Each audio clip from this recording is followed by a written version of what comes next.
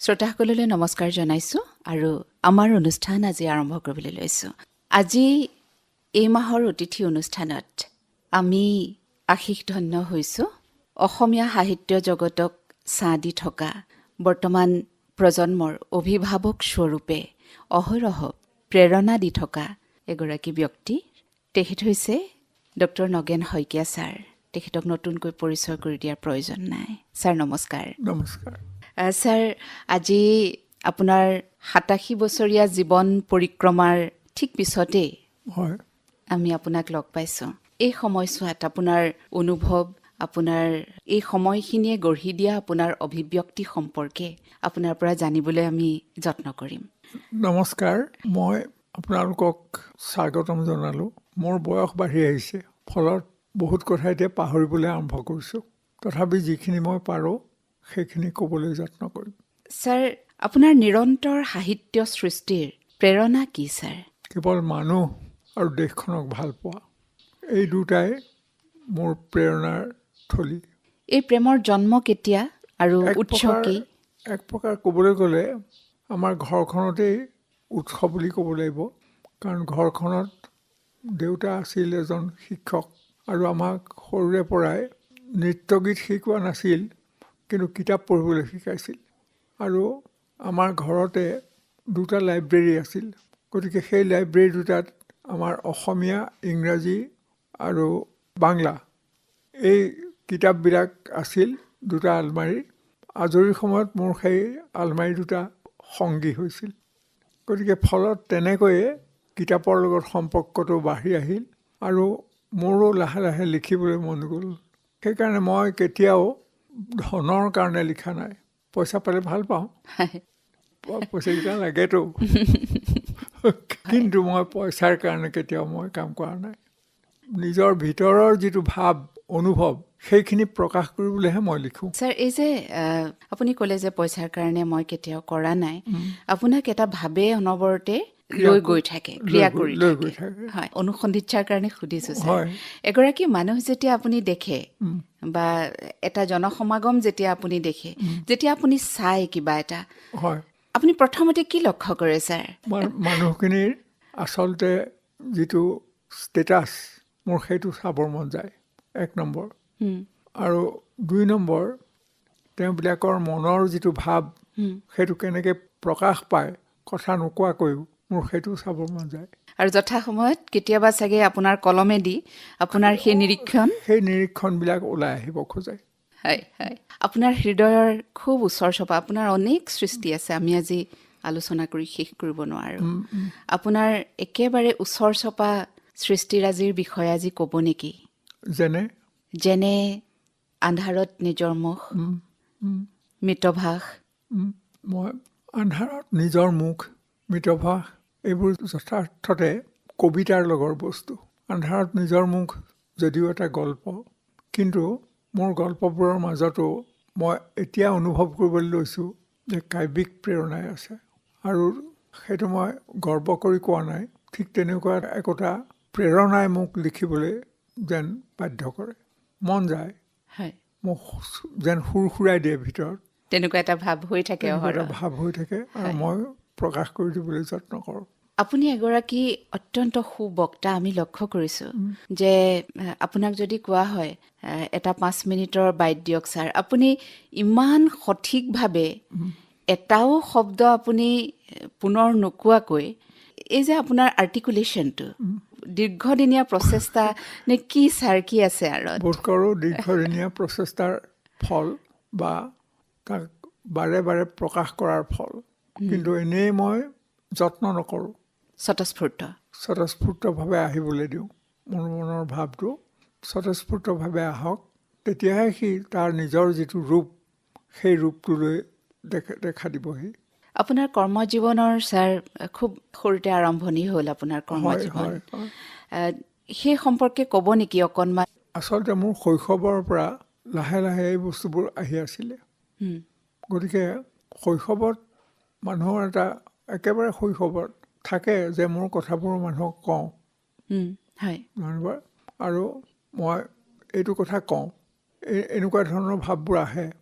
আৰু বহু সময়ত এটা বয়সত মানুহৰ নিজকে প্ৰকাশ কৰিবলৈ মন যায় কেতিয়াবা তাত এটা মইৰ ভাৱটো হয়তো কেতিয়াবা আহিব খোজে কিন্তু মই লাহে লাহে মই দেখিলোঁ যে জীৱনত আমি যদি কিবা ক'ব লাগে তেনেহ'লে সেই কোৱাটো মনৰ ভিতৰৰ পৰা ক'ব লাগে কেতিয়াও আনক চাই বা আনৰ কথা শুনি তাৰ ওপৰত ভিত্তি কৰি পেলাই ক'ব নালাগে অনুভৱটোৱেই মানুহক চলাই নিয়ে তেতিয়া ছাৰ আপোনাৰ জীৱনৰ কোনখিনি সময় আপোনাৰ আটাইতকৈ ভাল লগা সময় মোৰ আচলতে ভাল লগা সময় বুলিবলৈ এটা সময়েই নহয় মোৰ শৈশৱৰ পৰা যিটো পৰিৱেশত মই ডাঙৰ দীঘল হৈ আহিলোঁ মই ক'লোঁ যে দেউতাৰ দুটা আলমিৰা আছিল কিতাপৰ আলমিৰা সেই সময়ৰ পৰা মোৰ মনৰ মাজত কিতাপে কাম কৰি আছিল সঁচাকৈয়ে কিতাপ আৰু সেই কিতাপবোৰেই বোধ কৰোঁ বাট কাটি দিছিল হয় আজিৰ মানুহজন গঢ়ি তোলাত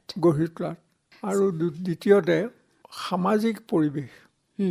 সামাজিক পৰিৱেশে মানুহক ঠিক তেনেকৈ নিৰ্মাণ কৰাত সহায় কৰে এতিয়া তুমি কোৱাৰ কাৰণে মোৰ মনলৈ আহিছে যে আমাৰ গাঁওখনত যিমানবোৰ মানুহ আছিলে খুব বেছি ডাঙৰ গাঁও নহয় কিন্তু একমুঠ হৈ থকা প্ৰায় 30 ঘৰমান মানুহৰ এখন গাঁও আৰু দেউতা বৰ কঢ়া আছিলে গতিকে জলৈ তলৈ যেনি তেনি যাবলৈ নিদিছিলে আৰু দেউতাৰ আদেশ নোলোৱাকৈ মই কেতিয়াও ক'লৈকো যোৱা নাছিলোঁ দেউতাই মোক বাধ্য নকৰে হেৰি কাম কৰাৰ ক্ষেত্ৰত এইটো নকৰিবি সেইটো নকৰিবি এইবোৰ নকয় কিন্তু জলৈ তলৈ যাবলৈ দি দিছিলে যদি যাব লাগে যাবলগীয়া ঠাইলৈ যদি মই যাওঁ তাত বাধাও কেতিয়াও দিয়া নাছিলে তেওঁ চাগে সংগবোৰৰ কথা চিন্তা কৰিছিলে নেকি লগ সংগৰ কথা বোধ কৰোঁ জীৱনটো কিহে অৰ্থবহ কৰি তোলে বুলি আপুনি বিবেচনা কৰে এতিয়া ঘূৰি চালে একেবাৰে মই অনুভৱ কৰোঁ যে মানুহক ভাল পাব নোৱাৰিলে একো নহয় এক নম্বৰ কথা মানুহক ভাল পাব লাগিব যি ধৰণৰ মানুহেই নহওক ভাল পাব লাগিব আৰু 2 নম্বৰ দেশক ভাল পাব লাগিব তাৰমানে প্ৰেমে জীৱনক অৰ্থবহ কৰে প্ৰেমে জীৱনক সদায় অৰ্থবহ কৰি দিয়ে হয় ছাৰ আপোনাৰ শেহতীয়া ৰচনা অতীততেই মোৰ ঘৰ হয় কেইটামান পৃষ্ঠা পঢ়ি আৰু পঢ়িব পৰা নাই চকু পানীয়ে বাট নেদেখা হয় হয়তো সকলোৰে ক্ষেত্ৰত তেনেকুৱা হয় হ'ব পাৰে এই যে কথাখিনি আপুনি আজি যে প্ৰকাশ কৰিছে বাইদেউক কেতিয়াবা কৈছিলেনে তেওঁ জানিছিলেনে জানিছিলে মানে তেওঁ মোক সদায় সহযোগিতা দিছিলে মই কেতিয়াবা লিখিব মন কৰিলে বা লিখিবলৈ বহিলে তেওঁ কেতিয়াও আমনি নকৰিছে বৰং চাহ একাপ দি থৈ গৈছিলে তেওঁ মানে বুজি পাইছিলে একেবাৰে বুজি পাইছিলে আৰু কেতিয়াও দাবী নকৰিছিলে একো যে কিবা এটা হ'লে দাবী কৰিব লাগে যে এনেকুৱা এটা আনি দিয়ক বা এইবিলাক কথা নিজৰ কাৰণে কোৱা নাছিলে মই নিজেই গোটাই দিওঁ যি হয় যিটো মই লৈ আহোঁ সেইটো তেওঁ গ্ৰহণ কৰে মোক জীৱনত তেওঁ বহুত দিলে মই হয়তো তেওঁক একো দিব নোৱাৰিলোঁ এই ভাৱটো হয় মোৰ আজিকালি কেতিয়াবা আনকি চকু পানী ওলাই আহিব খোজে যে মই একো দিব নোৱাৰিলোঁ এই পৰিৱৰ্তিত সমাজ আৰু ৰাজনৈতিক ব্যৱস্থাত এগৰাকী সাধাৰণ মানুহে কোনবোৰ কথা লক্ষ্য কৰিব লাগে আৰু এগৰাকী সচেতন লেখকে কোনবোৰ কথা গুৰুত্ব দিব লাগে মই ভাবোঁ যে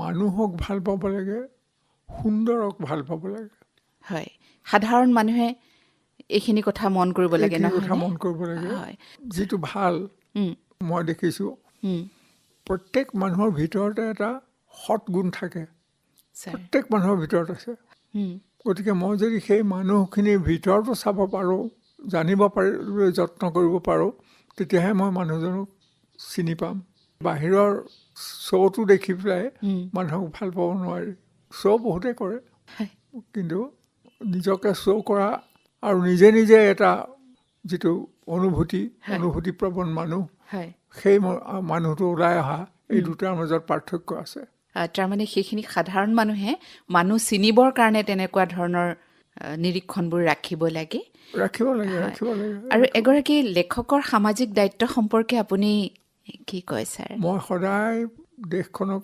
ৰাজ্যখনক আমাৰ গাঁওখনক এইবোৰক মই ভাল পাবলৈ আৰম্ভ কৰিছিলোঁ আগস্থান দিবলৈ কয় অন্য আগস্থান দিবলৈ লেখকক। সদায় সদায় ভাবোঁ হয় হয় যে লেখকে যদি মানুহক ভাল নাপায়, দেশখনক ভাল নাপায়, তেতিয়াহ'লে কাক ভাল পাব?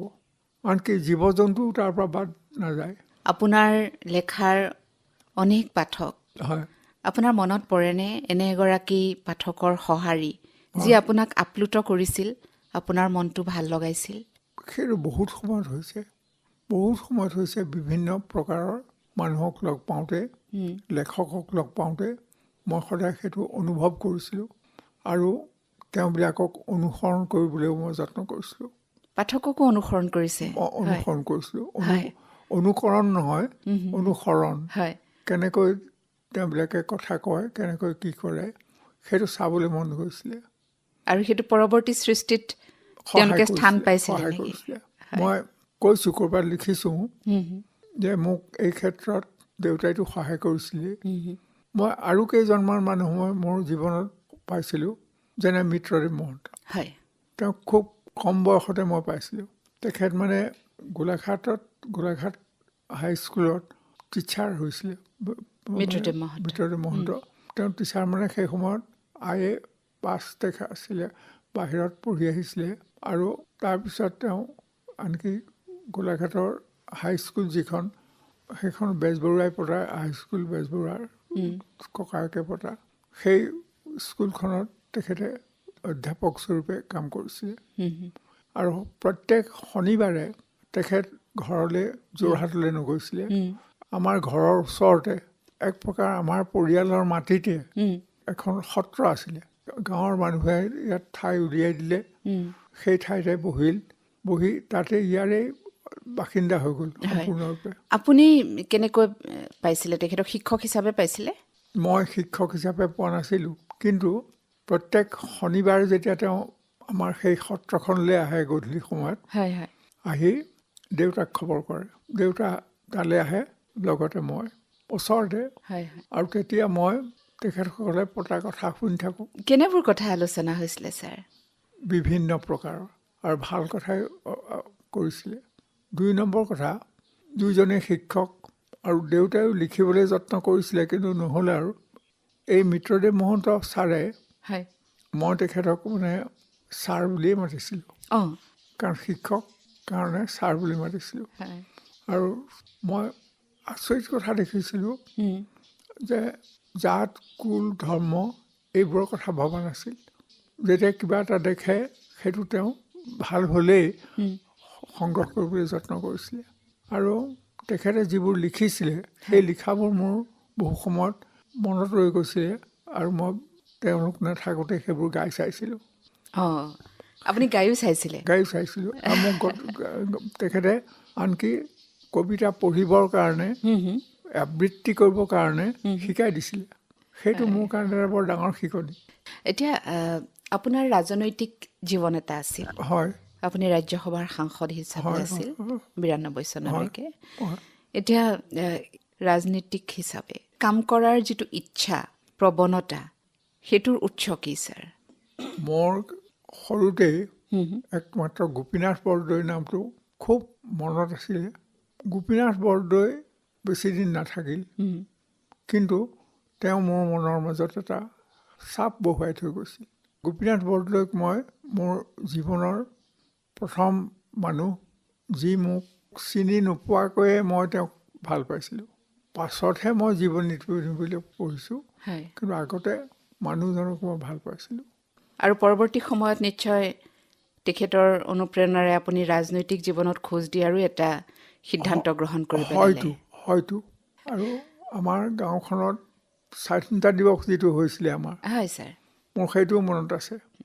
মই তেতিয়া সৰু, আমাৰ ঘৰৰ ওচৰতে নহয়, গোসাঁই ঘৰটো মানে আমাৰ সত্ৰখন, সেই সত্ৰখনতে ৰাতি গোটেই গাঁৱৰ মানুহখিনি আহিল। মোৰ আৰু মনত আছে, দুটা এটা কৈ যাওঁ মই। কৈ যাওক ছাৰ। সেই যে ভাৰতবৰ্ষ স্বাধীনতা লাভ কৰিলে, আমাৰ গাঁৱত পিছদিনা ৰাতিপুৱা আটাইবোৰ মানুহ আকৌ গোট খালেহি। গোট খাই তাত খেল ধেমালি কৰিলে। মানে মাজনিশা ঘোষণা কৰিছিলে বোলে স্বাধীনতাৰ মাজনিশা কথাটো। ঘোষণা কৰিছে। হয়, তাৰপিছত সেইদিনাখন ৰাতিপুৱাই আৰু সেইদিনাখন ৰাতিপুৱাই খেল ধেমালি কৰিলে। খেল ধেমালি পাতিলে ল'ৰা ছোৱালীৰ, আৰু সৰু সৰু ল'ৰা ছোৱালীবিলাকক প্ৰশ্ন দিলে একোটা। মই উত্তৰ দিলোঁ, আৰু মই সৰু এটা হেৰি পালোঁ, উপহাৰো এটা পালে, পুৰস্কাৰ এটা পালোঁ।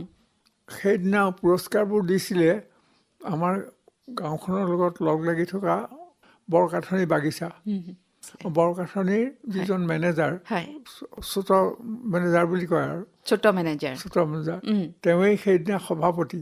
গতিকে স্বাধীনতাৰ সেই দিৱসটোৱে মোৰ মনত এটা প্ৰভাৱ বিস্তাৰ কৰিছিলে। স্বাধীনতা শব্দটোৱেও কৰিছিলে। পিছলৈ চাগে আপোনাক ৰাজনৈতিকভাৱে সক্ৰিয় সচেতন হ'বলৈ সেই সৰু ঘটনাটোৱেও মোক প্ৰেৰণা এটা বস্তুৰ ভিতৰত দিছিলে। এতিয়া মানে মই দেখিছোঁ যে মই পোনপটীয়াকৈ কোনো ৰাজনৈতিক দললৈ যাম বুলি পেলাই কেতিয়াও ভবা নাছিলোঁ। আৰু এতিয়া যিসকল জীয়াই আছে মোৰ সময়ৰ মানুহ, ৰাজনৈতিক মানুহ অসমৰ, তেওঁলোকেও ক'ব যে মই কেতিয়াও ৰাজনৈতিক দলত সোমাম বুলি পেলাই মই ভবা নাছিলোঁ।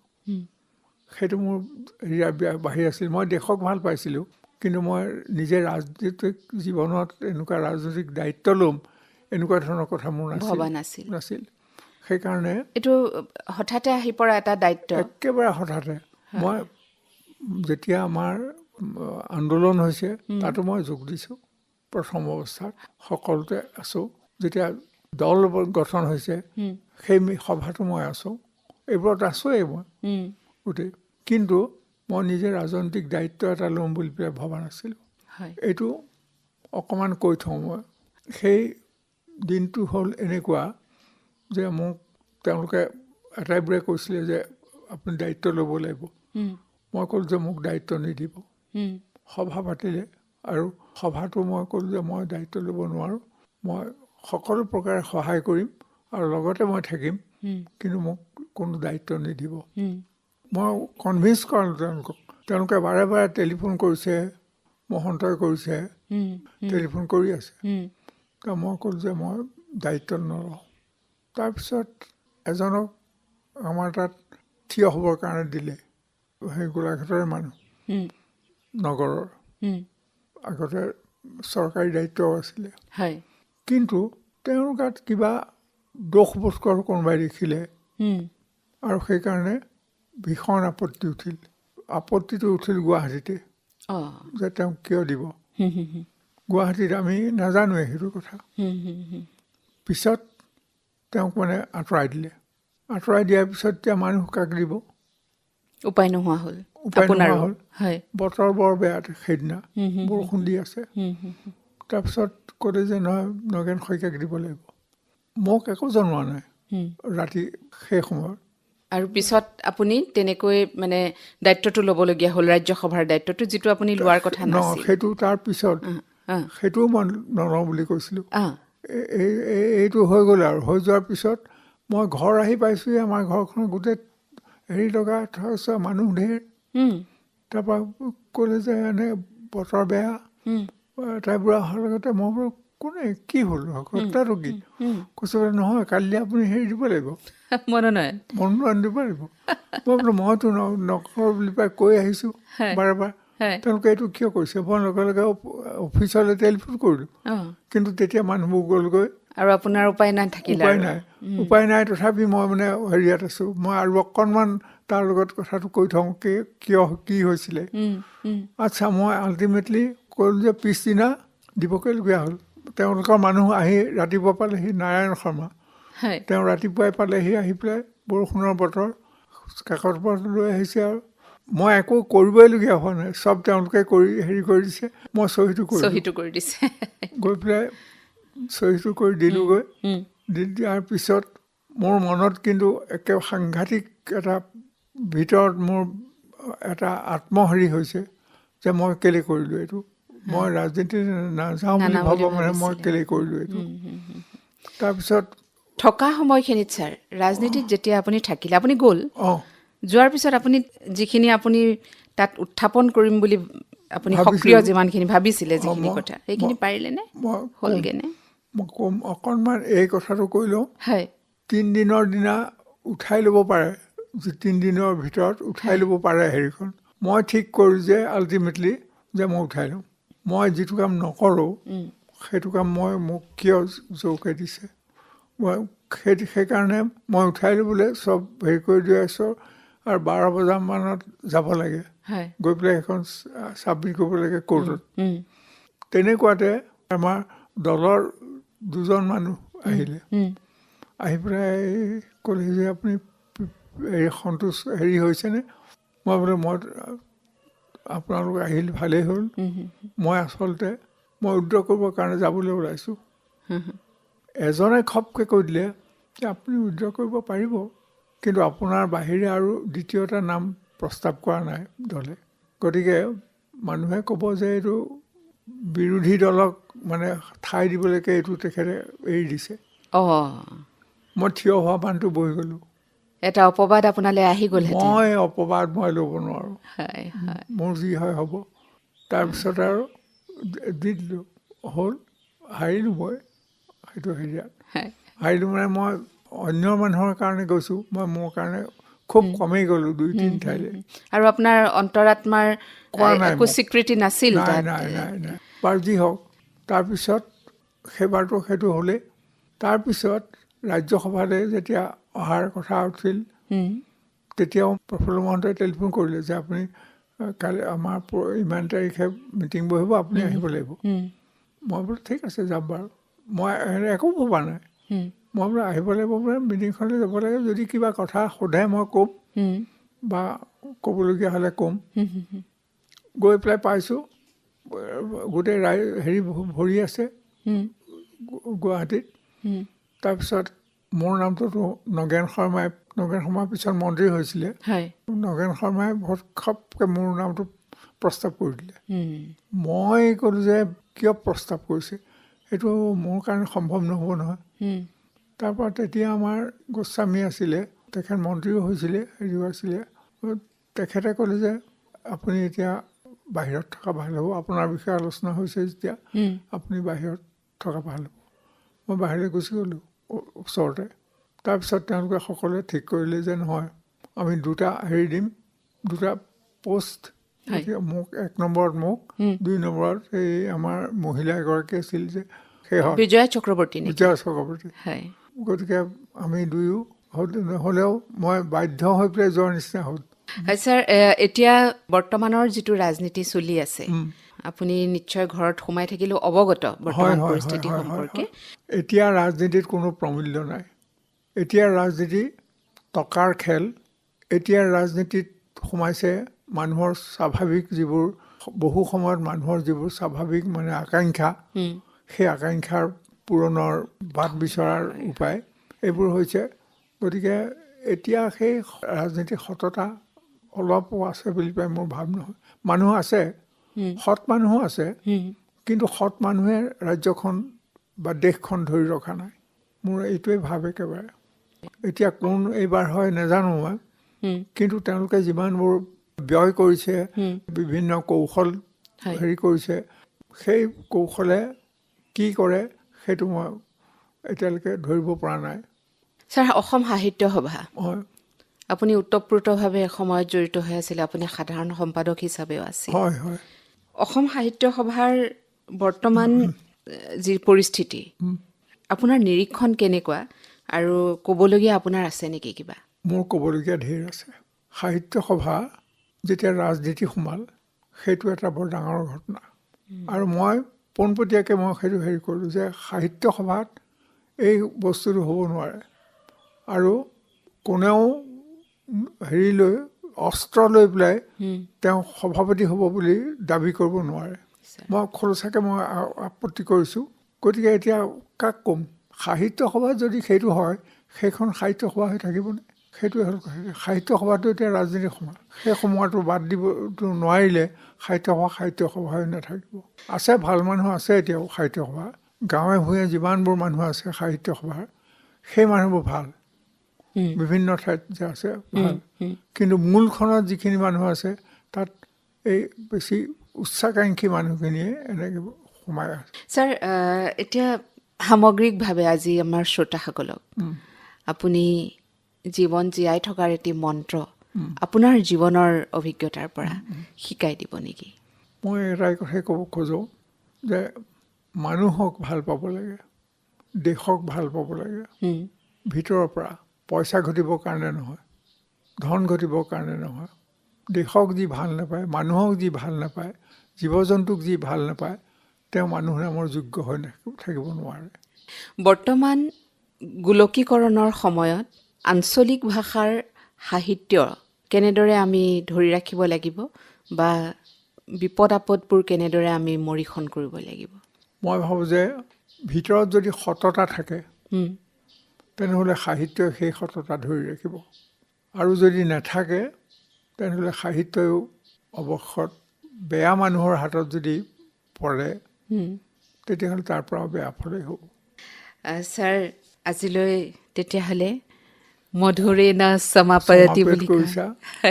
মইনো কি ক'ম, মধুৰ কিবা মোৰ এটা একেবাৰে অন্তৰ ভৰা আশীৰ্বাদ দিলোঁ। হাতত যিটো কাম লৈছা সেই কামটো যাতে আমাৰ ৰাজ্যখনৰ, দেশখনৰ মানুহৰ উপকাৰ হয় তাৰ প্ৰতি চকু দিব লাগে। অন্য স্বাৰ্থৰ কথা কেতিয়াও ভাবিব নালাগে। আপোনাৰ এই আশীৰ্বাদ আমি শিৰোধাৰ্য কৰিছোঁ। ভাল ভৱিষ্যতে আপুনি যাতে এনেদৰে বাট কাটি যায়, ক'ৰবাত যদি কিবা হয় অভিভাৱক হিচাপে, হয় হয়। তাকে কামনা কৰিলোঁ। আৰু আপোনাৰ পৰা আমি ইমানতে তেনেহ'লে বিদায় লওঁ ছাৰ। ধন্যবাদ ছাৰ ধন্যবাদ। নমস্কাৰ ছাৰ, নমস্কাৰ। সেৱা জনালোঁ।